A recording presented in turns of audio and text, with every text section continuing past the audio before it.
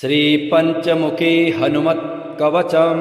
अस्य श्री पंचमुखी हनुमत् कवच स्तोत्र मंत्रस्य ब्रह्मा ऋषिः गायत्री छन्दः श्री हनुमान देवता राम बीजं मम शक्तिः चंद्रः कीलकम्।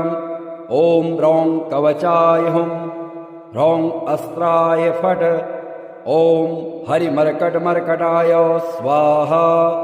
ओम नमो भगवते पंचवदनाय पूर्वकपिमुखाय सकलशत्रुसंहरणाय स्वाहा। ओम नमो भगवते पंचवदनाय दक्षिणमुखाय करालवदनाय नरसिंहाय सकलभूतप्रमथनाय स्वाहा। ओम नमो भगवते पंचवदनाय पश्चिममुखाय गरुडाननाय सकलविषहराय स्वाहा। ओम नमो भगवते पंचवदनाय उत्तरमुखाय आदिवराहाय सकलसम्पत्कराय स्वाहा। ओम नमो भगवते पंचवदनाय ऊर्ध्वमुखाय हयग्रीवाय सकलजनवशकराय स्वाहा। श्री पंचमुखी हनुमत् कवच स्तोत्रस्य श्रीरामचंद्र ऋषिः अनुष्टुप् छन्दः श्रीरामचंद्रो देवता सीता इति बीजं हनुमानीति शक्तिः हनुमत्प्रीत्यर्थे पाठे विनियोगः।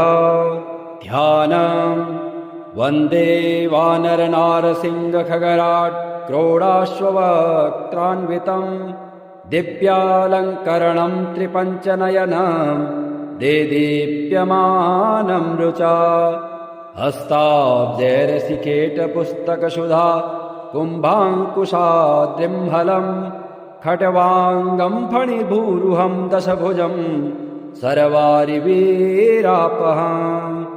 श्रीरामदूताय अंजनीयाय वायुपुत्राय महाबलाय सीताशोकनिवारणाय महाबलप्रचण्डाय लङ्कापुरीदहनाय फाल्गुनसखाय कोलाहलसकलब्रह्माण्डविश्वरूपाय सप्तसमुद्रान्तरालङ्घिताय पिङ्गलनयनायामृतविक्रमाय सूर्यबिम्बफलसेवाधिष्ठितपराक्रमाय सञ्जीवन्या अंगद लक्ष्मण महाकपिसैन्यप्राणदात्रे दशग्रीवविध्वंसनाय रामेष्टाय सीतासहित रामचन्द्रवरप्रसादाय षट्प्रयोगागम पंचमुखी हनुमन् मन्त्रजपे विनियोगः।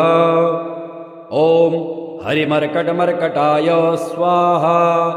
ओम हरिमर्कटमर्कटाय वं वं वं वं वं वषट् स्वाहा। ओम हरिमर्कटमर्कटाय फं फं फं फं फं फट् स्वाहा। ओम हरिमर्कटमर्कटाय खं खं खं खं खं मारणाय स्वाहा। ओम हरिमर्कटमर्कटाय ठं ठं ठं ठं ठं स्तम्भनाय स्वाहा। ओम हरिमर्कटमर्कटाय डम डम डम डम डम आकर्षणाय सकल संपत्कराय पंचमुखी वीर हनुमते स्वाहा। उच्चाटने ओम ढम ढम ढम ढम ढम कूर्ममूर्तये पंचमुखी हनुमते परयंत्र तंत्रोच्चाटनाय स्वाहा। कम खम गम घम ngम चम छम जम झम यम टम ठम डम ढम णम तम थम दम धम नम पम फम बम भम मम यम रम लम वम शम शम शम हम छम स्वाहा इति दिग्बन्धः। ओम पूर्वकपिमुखाय पंचमुखी हनुमते ठम ठम ठम ठम ठम सकलशत्रुसंहारणाय स्वाहा। ओम दक्षिणमुखाय पंचमुखी हनुमते करालवदनाय नरसिंहाय ह्रां ह्रां ह्रां ह्रां ह्रां सकलभूतप्रेतदमनाय स्वाहा। ओम पश्चिममुखाय गरुडासनाय पंचमुखी वीर हनुमते मम मम मम मम मम सकलविषहराय स्वाहा। ओम उत्तरमुखे आदिवराहाय लं लं लं लं लं नृसिंहाय नीलकण्ठाय पञ्चमुखे हनुमते स्वाहा।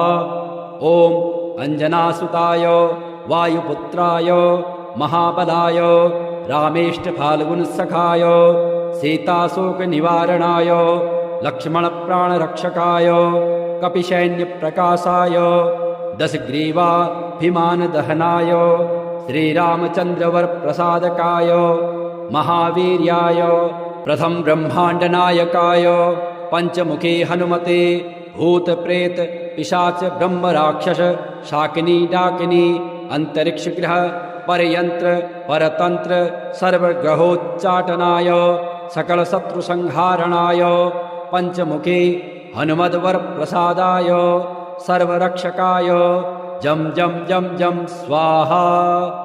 पठित्वेदं तु कवचं महान्तं कवचं पठेत् एकवारं पठे नित्यं सर्वशत्रुनिवारण द्विवारं तु पठे नित्यं पुत्रपौत्रप्रवर्धनं त्रिवारं पठते नित्यं सर्वसम्पत्करं परं चतुर्वारं पठे नित्यं सर्वमर्त्यवशङ्करं पञ्चवारं पठे नित्यं सर्वरोगनिवारणं षड्वारं तु पठे नित्यं सर्वदेववशीकरं सप्तवारं पठे नित्यं सर्वकामार्थसिद्धिदाम् अष्टवारं पठे नित्यं सर्वसौभाग्यदायकम् नववारं पठे नित्यं सर्वैश्वर्यप्रदायकम् दशवारं पठे नित्यं त्रैलोक्यज्ञानदर्शनम् एकादशं पठे नित्यं सर्वसिद्धिं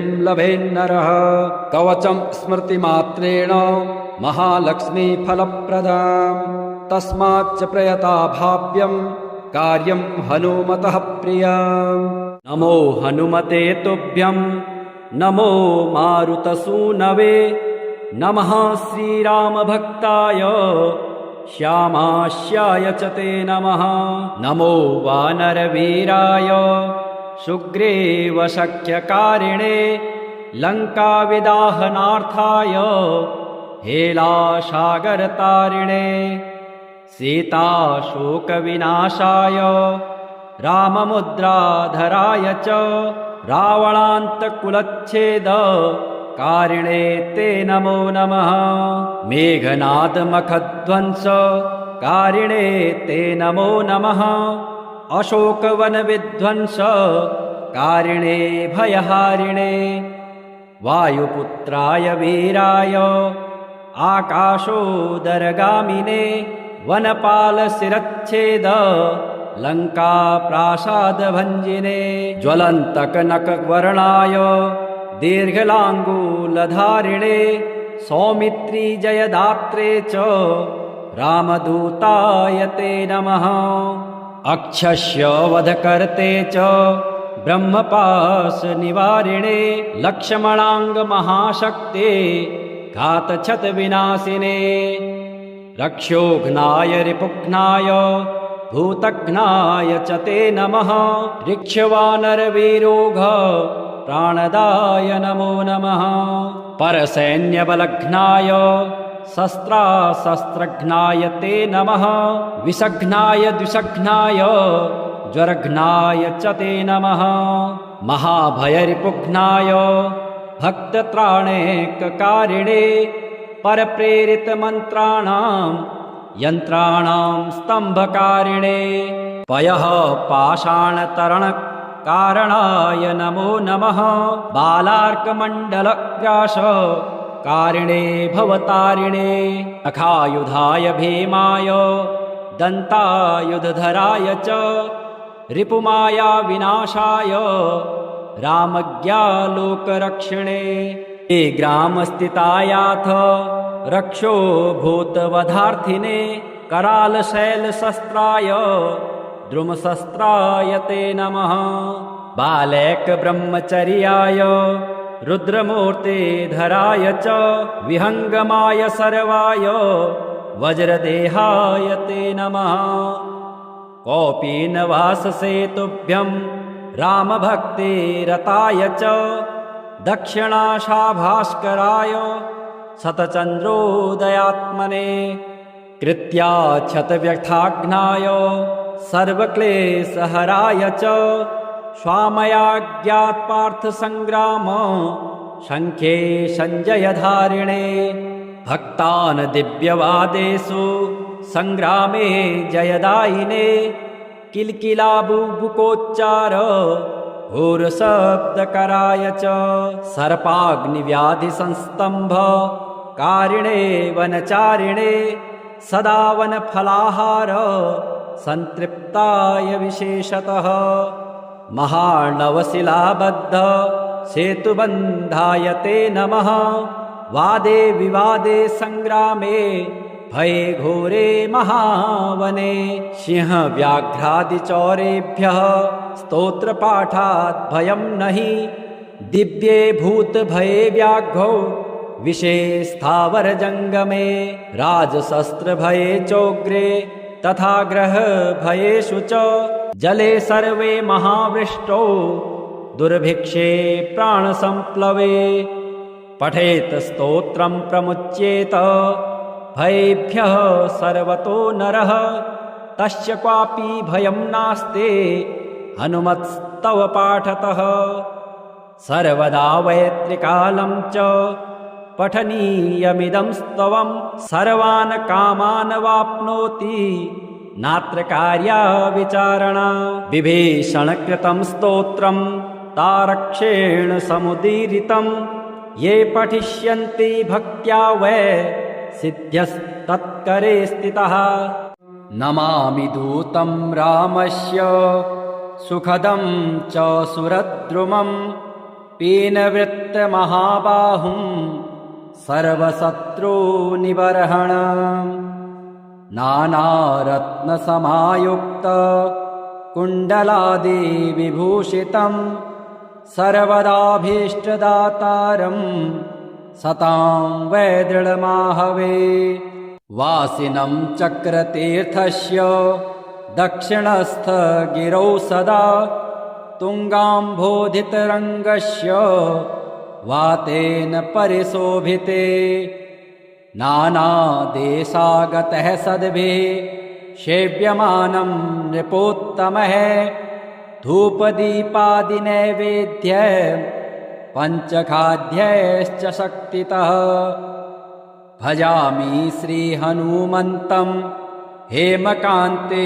समप्रभं व्यासतीर्थयतीन्द्रेण पूजितं प्रणिधानतः त्रिवारं यः पठेन्नित्यं स्तोत्रं भक्त्या द्विजोत्तमः वाञ्छितं लभतेऽभीष्टं षड्मासाभ्यन्तरे खलु पुत्रार्थे लभते पुत्रं यशोऽर्थे लभते यशः विद्यार्थे लभते विद्यां धनार्थे लभते धनम् सर्वथा मास्तु सन्देहो हरिः साक्षी जगत्पतेः यः करोति यत्र सन्देहं स याति निरयं ध्रुवम् ॐ नमो भगवते पंचवदनाय दक्षिणमुखाय करालवदनाय नरसिंहाय सकलभूतप्रमथनाय स्वाहा। ॐ नमो भगवते पंचवदनाय पश्चिममुखाय गरुडाननाय सकलविषहराय स्वाहा। ॐ नमो भगवते पंचवदनाय उत्तरमुखाय आदिवराहाय सकलसम्पत्कराय स्वाहा। ॐ नमो भगवते पंचवदनाय ऊर्ध्वमुखाय हयग्रीवाय सकलजनवशकराय स्वाहा। श्री पंचमुखे हनुमत्कवचस्तोत्रस्य श्रीरामचन्द्र ऋषिः अनुष्टुप् छन्दः श्रीरामचन्द्रो देवता सीता इति बीजं हनुमानीति शक्तिः हनुमत्प्रीत्यर्थे पाठे विनियोगः ध्यानम् वन्दे वानरनारसिंहखगराट् क्रोडाश्ववक्त्रान्वितं दिव्यालङ्करणं त्रिपञ्चनयनं देदीप्यमानं रुचा हस्ताब्जैरसिकेटपुस्तकसुधा कुम्भाङ्कुशाद्रिम्हलं खट्वाङ्गं फणिभूरुहं दशभुजं सर्वारिवीरापहम् श्रीरामदूताय अञ्जनेयाय वायुपुत्राय महाबलाय सीताशोकनिवारणाय महाबलप्रचण्डाय लङ्कापुरीदहनाय फाल्गुनसखाय कोलाहलसकलब्रह्माण्डविश्वरूपाय सप्तसमुद्रान्तरालङ्घिताय पिङ्गलनयनायामितविक्रमाय सूर्यबिम्बफलसेवाधिष्ठितपराक्रमाय सञ्जीवन्या अङ्गदलक्ष्मणमहाकपिसैन्यप्राणदात्रे दशग्रीवविध्वंसनाय रामेष्टाय सीतासहित रामचन्द्रवरप्रसादाय षट्प्रयोगागम पञ्चमुखी हनुमन् मन्त्रजपे विनियोगः। ॐ हरिमर्कटमर्कटाय स्वाहा। ॐ हरिमर्कटमर्कटाय वं वं वं वं वं वोषट् स्वाहा। ॐ हरिमर्कटमर्कटाय फं फं फं फं फं फट् स्वाहा। ॐ हरिमर्कटमर्कटाय खं खं खं खं खं मारणाय स्वाहा। ॐ हरिमर्कटमर्कटाय ठं ठं ठं ठं ठं स्तम्भनाय स्वाहा। ॐ हरिमर्कटमर्कटाय डं डं डं डं डं आकर्षणाय सकलसम्पत्कराय पञ्चमुखी वीरहनुमते स्वाहा। उच्चाटने ॐ ढं ढं ढं ढं ढं कूर्ममूर्तये पञ्चमुखी हनुमते परयन्त्र तन्त्रोच्चाटनाय स्वाहा। कं खं गं घं ङं चं छं जं झं यं टं ठं डं ढं णं तं थं दं धं नं पं फं बं भं मं यं रं लं वं शं शं शं हं छं स्वाहा इति दिग्बन्धः। ॐ पूर्वकपिमुखाय पञ्चमुखी हनुमते ठं ठं ठं ठं ठं सकलशत्रुसंहारणाय स्वाहा। ॐ दक्षिणमुखाय पञ्चमुखी हनुमते करालवदनाय नरसिंहाय ह्रां ह्रां ह्रां ह्रां ह्रां सकलभूतप्रेतदमनाय स्वाहा। ॐ पश्चिममुखाय गरुडासनाय पञ्चमुखी वीरहनुमते मं मं मं मं मं सकलविषहराय स्वाहा।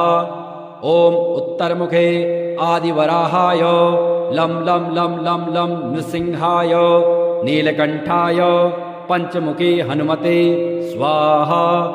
ॐ अञ्जनासुताय वायुपुत्राय महाबलाय रामेष्टफाल्गुनसखाय सीताशोकनिवारणाय लक्ष्मणप्राणरक्षकाय कपिसैन्यप्रकाशाय दशग्रीवाभिमानदहनाय श्रीरामचन्द्रवरप्रसादकाय महावीर्याय प्रथम ब्रह्माण्डनायकाय पञ्चमुखी हनुमते भूतप्रेत पिशाच ब्रह्मराक्षस शाकिनी डाकिनी अन्तरिक्षग्रह परयन्त्र परतन्त्र सर्वग्रहोच्चाटनाय सकलशत्रुसंहारणाय पञ्चमुखी हनुमद्वरप्रसादाय सर्वरक्षकाय जं जं जं जं स्वाहा।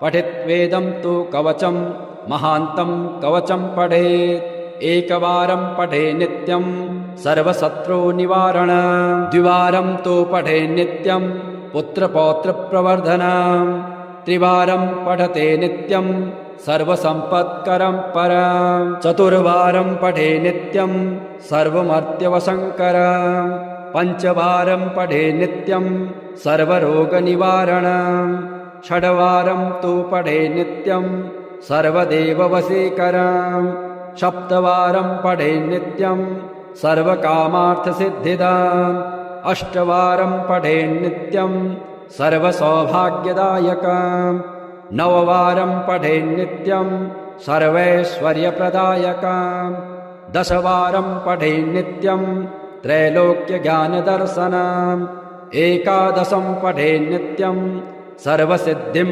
लभेन्नरः कवचं स्मृतिमात्रेण महालक्ष्मीफलप्रदाम् तस्माच्च प्रयता भाव्यं कार्यं हनुमतः प्रियम्। नमो हनुमते तुभ्यं नमो मारुतसूनवे नमः श्रीरामभक्ताय श्यामास्याय च ते नमः।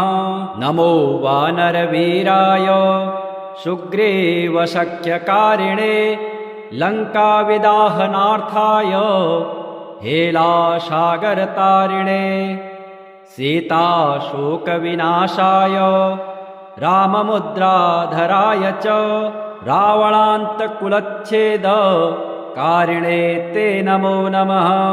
मेघनादमखध्वंसकारिणे ते नमो नमः।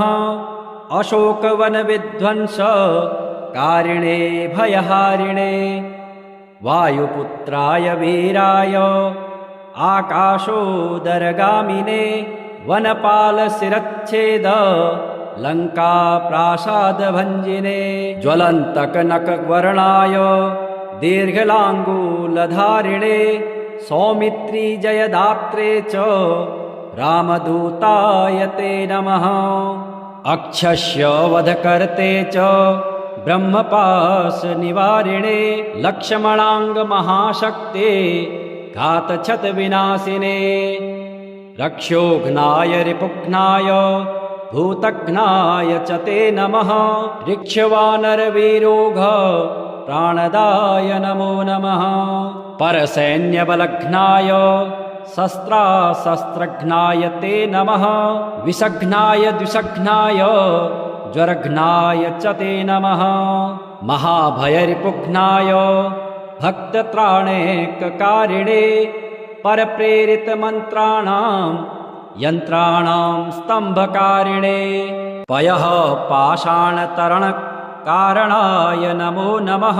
बालार्कमण्डलग्रासकारिणे भवतारिणे नखायुधाय भीमाय दन्तायुधधराय च रिपुमाया विनाशाय रामज्ञालोकरक्षिणे ये ग्रामस्थितायाथ रक्षो भूतवधार्थिने करालशैलशस्त्राय द्रुमशस्त्राय ते नमः।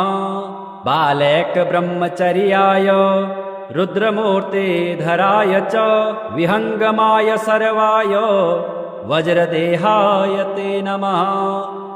कौपीनवाससेतुभ्यं रामभक्ते रताय च दक्षिणाशाभास्कराय शतचन्द्रोदयात्मने कृत्याक्षतव्यथाघ्नाय सर्वक्लेशहराय च स्वामयाज्ञात्पार्थसङ्ग्राम शङ्खे सञ्जयधारिणे भक्तान् दिव्यवादेषु सङ्ग्रामे जयदायिने किल्किलाबुबुकोच्चार घोरशब्दकराय च सर्पाग्निव्याधिसंस्तम्भकारिणे वनचारिणे सदा वनफलाहार सन्तृप्ताय विशेषतः महार्णवशिलाबद्ध सेतुबन्धाय ते नमः। वादे विवादे सङ्ग्रामे भये घोरे महावने सिंहव्याघ्रादिचौरेभ्यः स्तोत्रपाठात् भयं नहि दिव्ये भूतभये व्याघ्रौ विषे स्थावरजङ्गमे राजशस्त्रभये चोग्रे तथा ग्रहभयेषु च जले सर्वे महावृष्टौ दुर्भिक्षे प्राणसम्प्लवे पठेत स्तोत्रं प्रमुच्येत भयेभ्यः सर्वतो नरः तस्य क्वापि भयं नास्ते हनुमत्स्तव पाठतः सर्वदा वैत्रिकालं च पठनीयमिदं स्तवं सर्वान् कामान् वाप्नोति नात्र कार्या विचारणा विभीषणकृतं स्तोत्रं तारक्षेण समुदीरितं ये पठिष्यन्ति भक्त्या वै सिद्ध्यस्तत्करे स्थितः नमामि दूतं रामस्य सुखदं च सुरद्रुमं पीनवृत्तमहाबाहुं सर्वशत्रुनिबर्हणं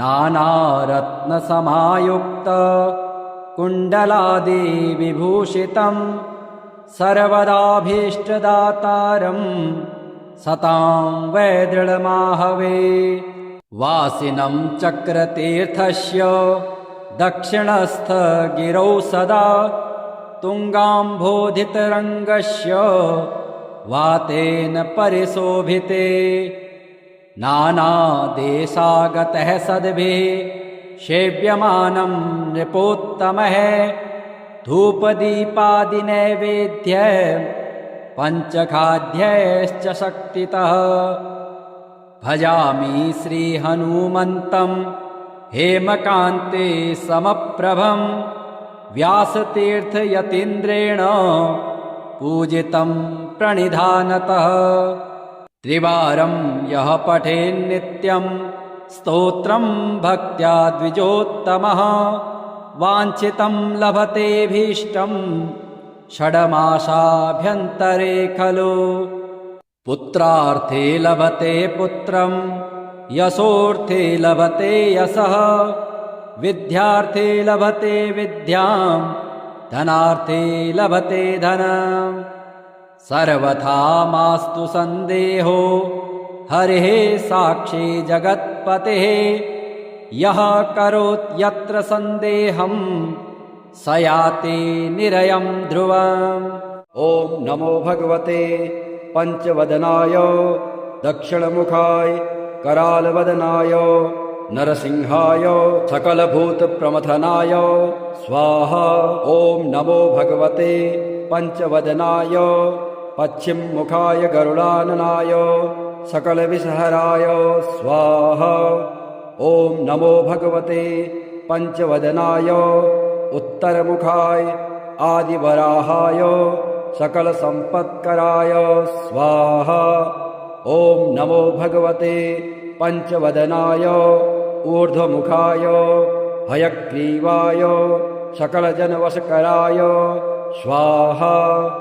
श्री पंचमुखे हनुमत्कवचस्तोत्रस्य श्रीरामचन्द्र ऋषिः अनुष्टुप् छन्दः श्रीरामचन्द्रो देवता सीता इति बीजं हनुमानीति शक्तिः हनुमत्प्रीत्यर्थे पाठे विनियोगः ध्यानं वन्दे वानरनारसिंहखगराट् क्रोडाश्ववक्त्रान्वितं दिव्यालङ्करणं त्रिपञ्चनयनं देदीप्यमानं रुचा हस्ताब्जैरसिकेटपुस्तकसुधा कुम्भाङ्कुशाद्रिम्हलं खट्वाङ्गं फणिभूरुहं दशभुजं सर्वारिवीरापहम्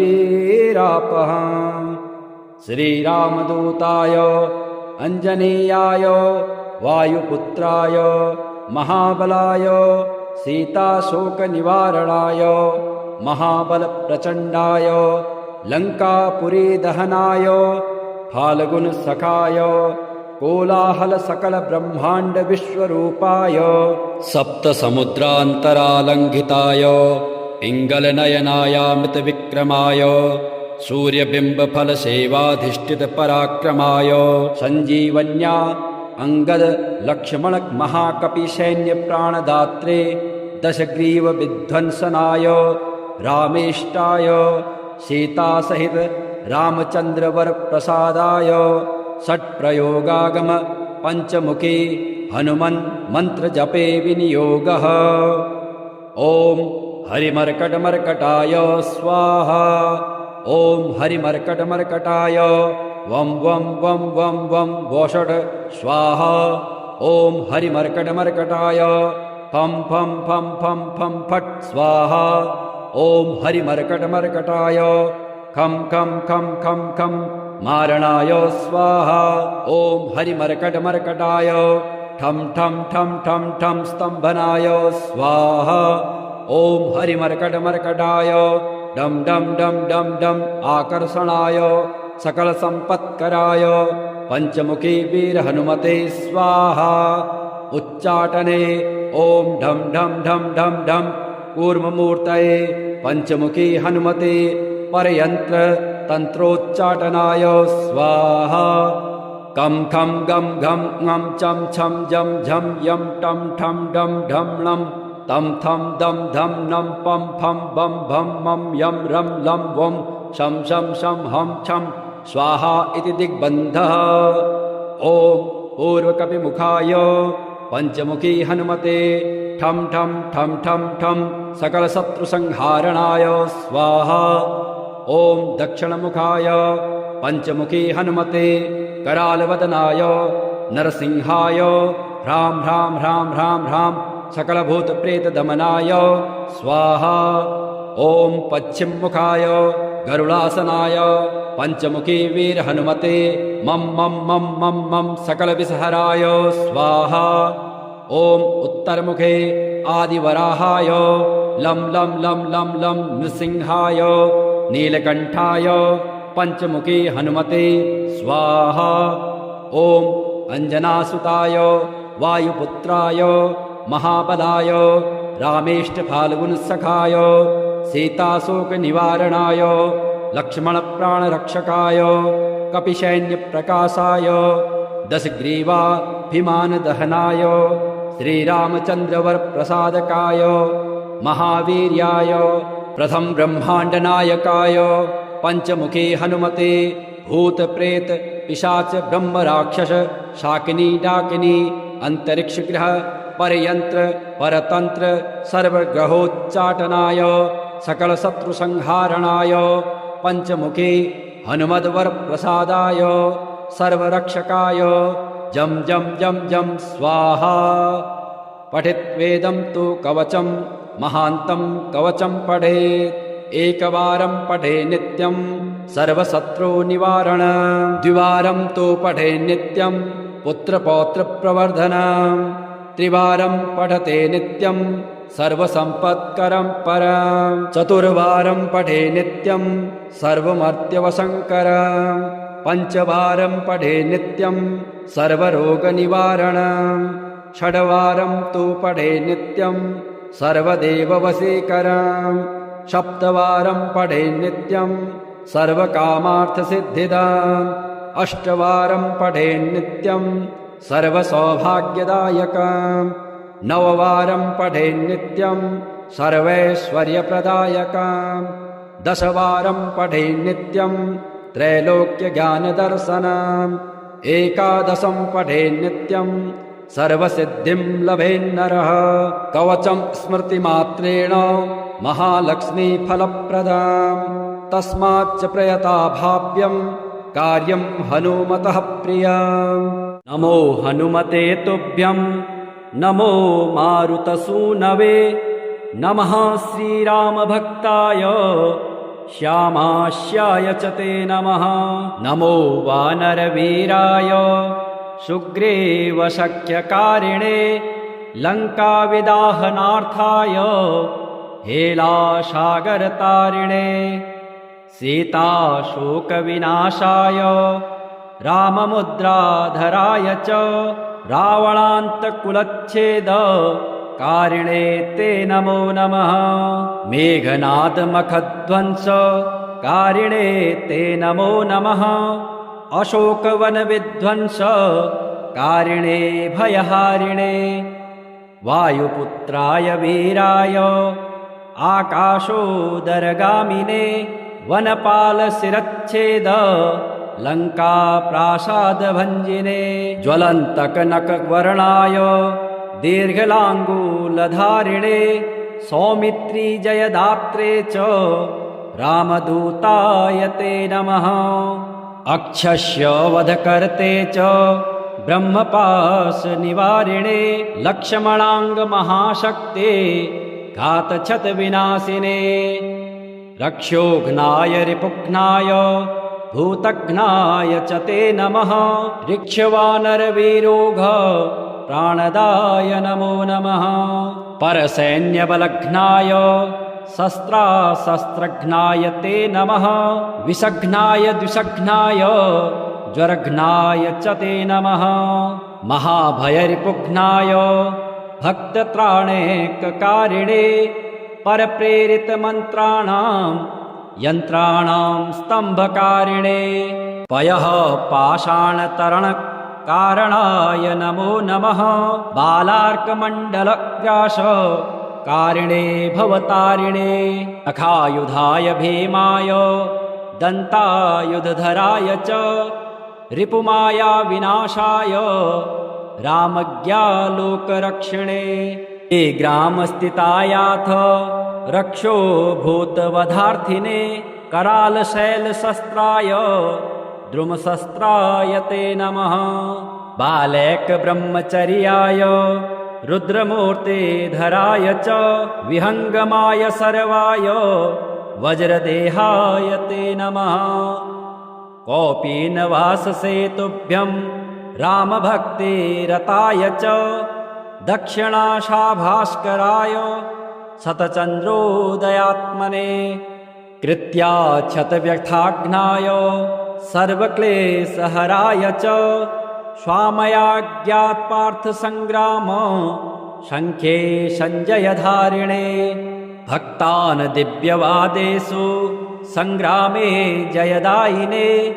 किल्किलाबुबुकोच्चार घोरशब्दकराय च सर्पाग्निव्याधिसंस्तम्भ कारिणे वनचारिणे। सदा वनफलाहार संतृप्ताय विशेषतः।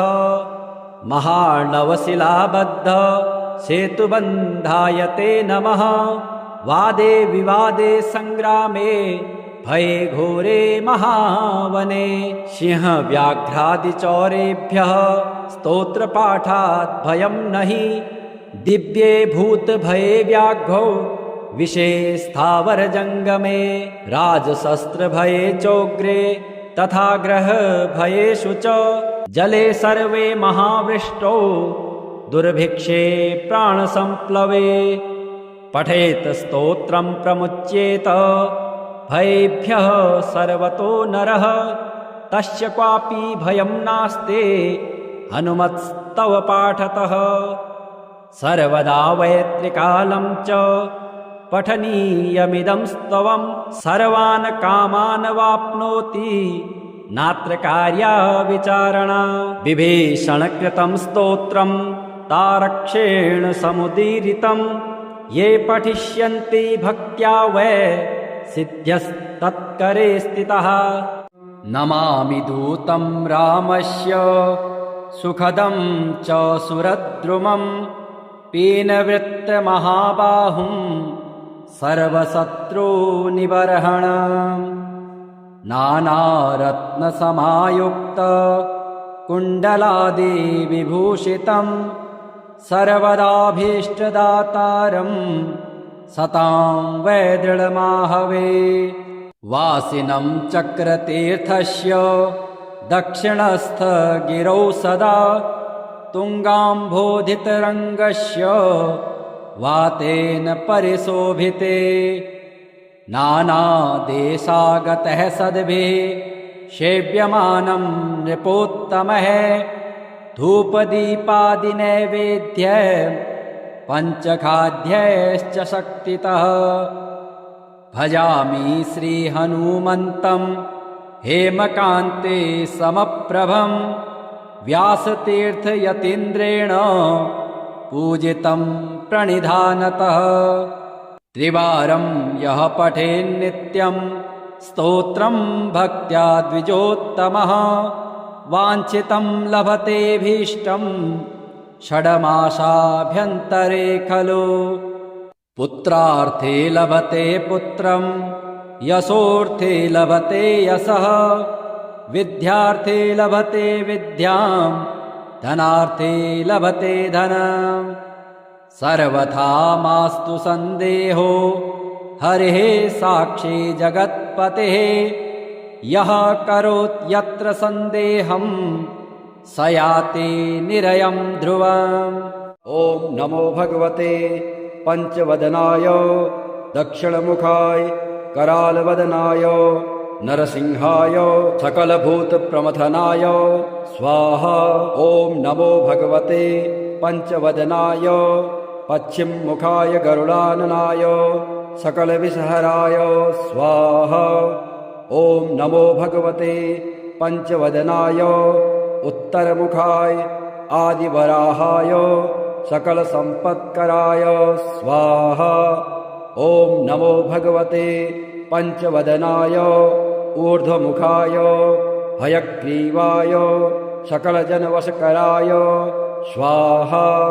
श्री पंचमुखे हनुमत्कवचस्तोत्रस्य श्रीरामचन्द्र ऋषिः अनुष्टुप् छन्दः। श्रीरामचन्द्रो देवता सीता इति बीजं हनुमानीति शक्तिः। हनुमत्प्रीत्यर्थे पाठे विनियोगः।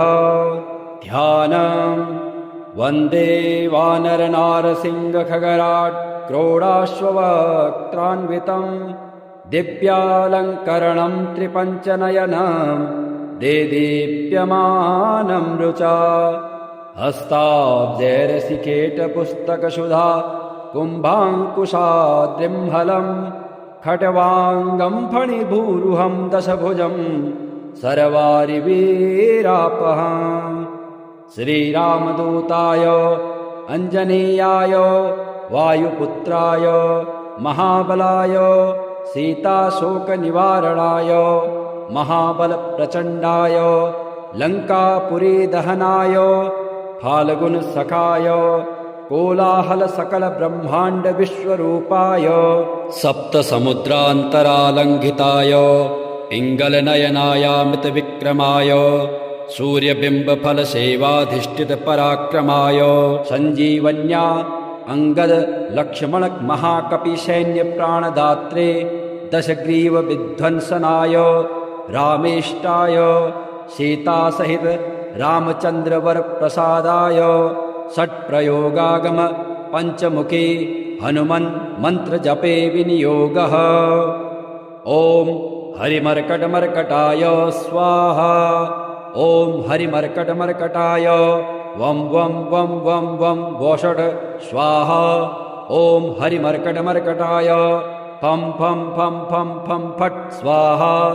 ॐ हरिमर्कटमर्कटाय खं खं खं खं खं मारणाय स्वाहा। ॐ हरिमर्कटमर्कटाय ठं ठं ठं ठं ठं स्तम्भनाय स्वाहा। ॐ हरिमर्कटमर्कटाय डं डं डं डं डं आकर्षणाय सकलसम्पत्कराय पंचमुखी वीरहनुमते स्वाहा। उच्चाटने ॐ ढं ढं ढं ढं ढं कूर्ममूर्तये पंचमुखी हनुमते परयन्त्र तन्त्रोच्चाटनाय स्वाहा। कं खं गं घं ङं चं छं जं झं यं टं ठं डं ढं लं तं थं दं धं नं पं फं बं भं मं यं रं लं वं शं शं शं हं छं स्वाहा इति दिग्बन्धः। ॐ पूर्वकपिमुखाय पंचमुखी हनुमते ठं ठं ठं ठं ठं सकलशत्रुसंहारणाय स्वाहा। ॐ दक्षिणमुखाय पंचमुखी हनुमते करालवदनाय नरसिंहाय ह्रां ह्रां ह्रां ह्रां ह्रां सकलभूतप्रेतदमनाय स्वाहा। ॐ पश्चिममुखाय गरुडासनाय पंचमुखी वीरहनुमते मं मं मं मं मं सकलविषहराय स्वाहा। ॐ उत्तरमुखे आदिवराहाय लं लं लं लं लं नृसिंहाय नीलकण्ठाय पंचमुखी हनुमते स्वाहा। ॐ अञ्जनासुताय वायुपुत्राय महाबलाय रामेष्टफाल्गुनसखाय सीताशोकनिवारणाय लक्ष्मणप्राणरक्षकाय कपिसैन्यप्रकाशाय दशग्रीवाभिमानदहनाय श्रीरामचन्द्रवरप्रसादकाय महावीर्याय प्रथम ब्रह्माण्डनायकाय पंचमुखी हनुमते भूतप्रेत पिशाच ब्रह्मराक्षस शाकिनी डाकिनी अंतरिक्षग्रह परयंत्र परतंत्र सर्वग्रहोच्चाटनाय सकलशत्रुसंहारणाय पंचमुखी हनुमद्वरप्रसादाय सर्वरक्षकाय जं जं जं जं स्वाहा। पठित्वेदं तु कवचं महान्तं कवचं पठेत् एकवारं पठे नित्यं सर्वशत्रुनिवारण द्विवारं तु पठे नित्यं पुत्रपौत्रप्रवर्धनम् त्रिवारं पठते नित्यं सर्वसम्पत्करं परम् चतुर्वारं पठे नित्यं सर्वमर्त्यवशङ्करम् पञ्चवारं पठे नित्यं सर्वरोगनिवारणम् षड्वारं तु पठे नित्यं सर्वदेववशीकरम् सप्तवारं पठे नित्यं सर्वकामार्थसिद्धिदाम् अष्टवारं पठे नित्यं सर्वसौभाग्यदायकम् नववारं पठे नित्यं सर्वैश्वर्यप्रदायकम् दशवारं पठे नित्यं त्रैलोक्यज्ञानदर्शनम् एकादशं पठे नित्यं सर्वसिद्धिं लभेन्नरः कवचं स्मृतिमात्रेण महालक्ष्मीफलप्रदाम् तस्माच्च प्रयता भाव्यं कार्यं हनुमतः प्रियम् नमो हनुमते तुभ्यं नमो मारुतसूनवे नमः श्रीरामभक्ताय श्यामास्याय च ते नमः नमो वानरवीराय सुग्रीवशक्यकारिणे लङ्काविदाहनार्थाय हेलासागरतारिणे सीताशोकविनाशाय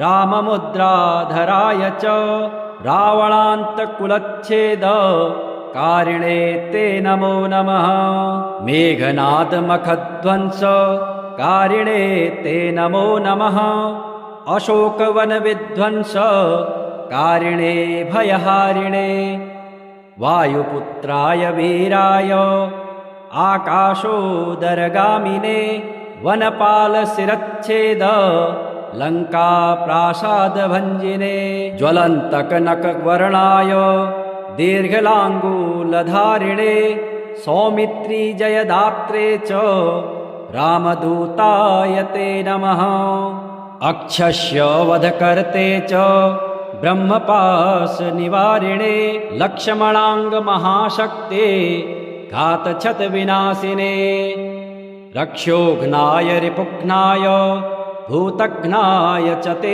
नमः ऋक्षवानरवीरोघ प्राणदाय नमो नमः परसैन्यबलघ्नाय शस्त्राशस्त्रघ्नाय ते नमः विषघ्नाय द्विषघ्नाय ज्वरघ्नाय च ते नमः महाभयरिपुघ्नाय भक्तत्राणैककारिणे परप्रेरितमन्त्राणां यन्त्राणां स्तम्भकारिणे पयः पाषाणतरणकारणाय नमो नमः बालार्कमण्डलग्रासकारिणे भवतारिणे नखायुधाय भीमाय दन्तायुधधराय च रिपुमाया विनाशाय रामज्ञालोकरक्षिणे ये ग्रामस्थितायाथ रक्षो भूतवधार्थिने करालशैलशस्त्राय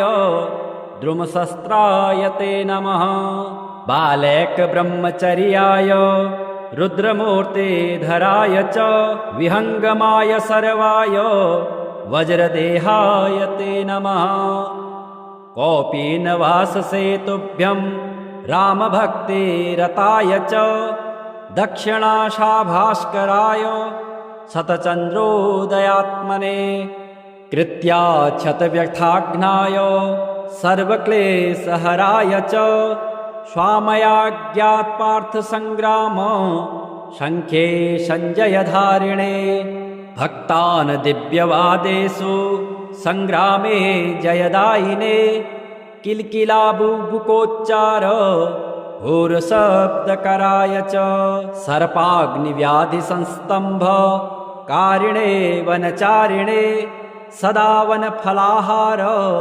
सन्तृप्ताय विशेषतः महार्णवशिलाबद्ध सेतुबन्धाय ते नमः वादे विवादे सङ्ग्रामे भये घोरे महावने सिंहव्याघ्रादिचौरेभ्यः स्तोत्रपाठात् भयं नहि दिव्ये भूतभये व्याघ्रौ विषे स्थावरजङ्गमे राजशस्त्रभये चोग्रे तथा ग्रहभयेषु च जले सर्वे महावृष्टौ दुर्भिक्षे प्राणसंप्लवे पठेत स्तोत्रं प्रमुच्येत भयेभ्यः सर्वतो नरः तस्य क्वापि भयं नास्ते हनुमत्स्तव पाठतः सर्वदा वैत्रिकालं च पठनीयमिदं स्तवं सर्वान् कामान् वाप्नोति नात्र कार्या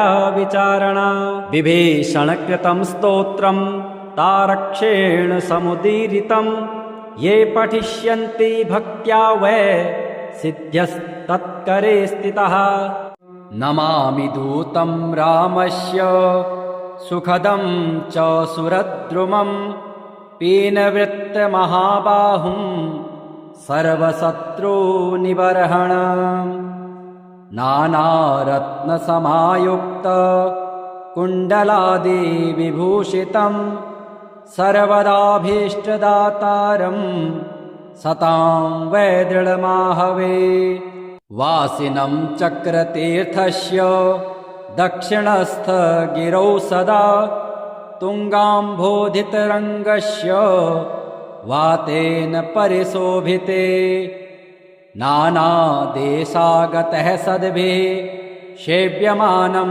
नृपोत्तमः धूपदीपादिनैवेद्य पञ्चखाद्यैश्च शक्तितः भजामि श्रीहनुमन्तं हेमकान्ते समप्रभं व्यासतीर्थयतीन्द्रेण पूजितं प्रणिधानतः त्रिवारं यः पठेन्नित्यं स्तोत्रं भक्त्या द्विजोत्तमः वाञ्छितं लभतेऽभीष्टं षड्मासाभ्यन्तरे खलु पुत्रार्थे लभते पुत्रं यशोऽर्थे लभते यशः विद्यार्थे लभते विद्यां धनार्थे लभते धनम् सर्वथा मास्तु सन्देहो हरिः साक्षी जगत्पतेः यः करोत्यत्र सन्देहं स याति निरयं ध्रुवम्।